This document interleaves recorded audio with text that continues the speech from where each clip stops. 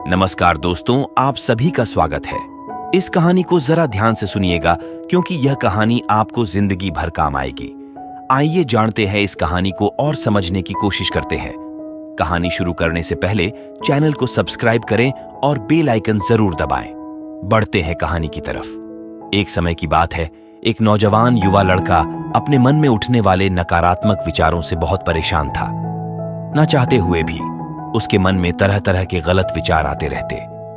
उसका स्वभाव भी काफी चिड़चिड़ा हो गया था।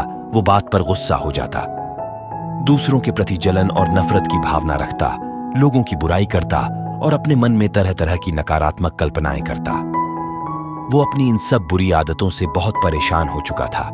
उसने बहुत से तरीके आजमाए, बहुत प्रयास किया अपने अंदर के इन बुरे विचारों को खत्म करने का, लेकिन कोई भी तरीका काम नहीं कर रहा था।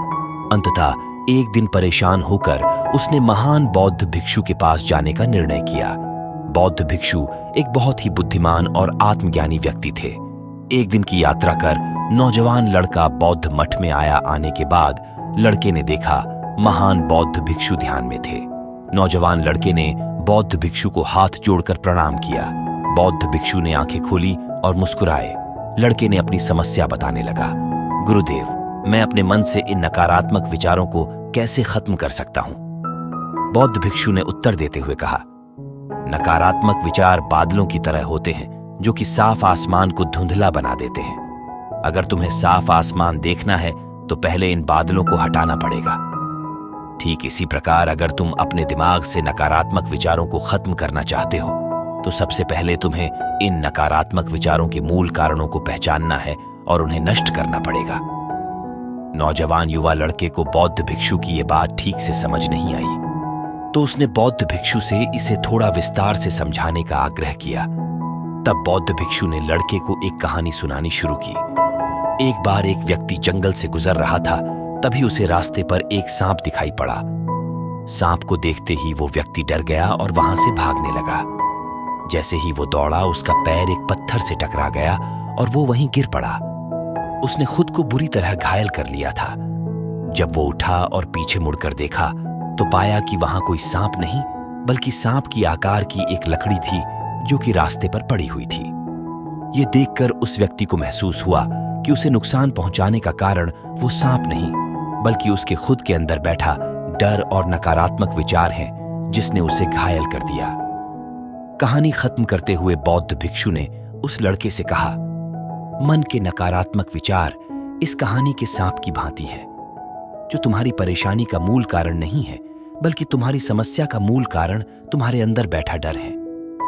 भावनाएं और अतीत के बुरे अनुभव हैं जो कि नकारात्मक विचार, गुस्सा और द्वेष के रूप में बाहर आते हैं। इसीलिए अगर तुम्हें अपने मन से नकारात्मक विचारों को खत्म करना है तो इसके मूल कारण को पहचान कर उसे नष्ट करना होगा।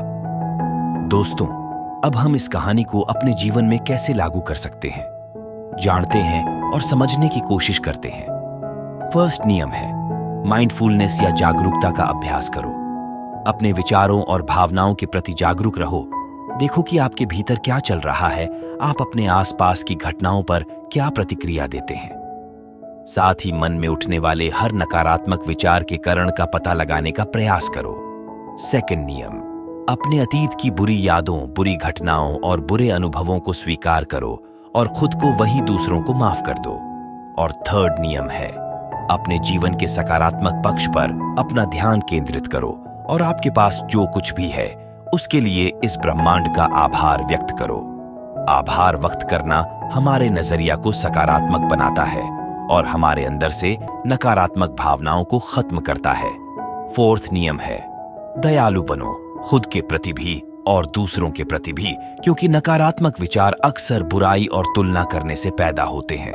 अपने अंदर दया भावना रखकर हम ज्यादा सकारात्मक और संतुष्ट जीवन जी सकते हैं। इस कहानी से हमें सीख मिलती है कि नकारात्मक विचार हमारी परेशानी का मूल कारण नहीं है।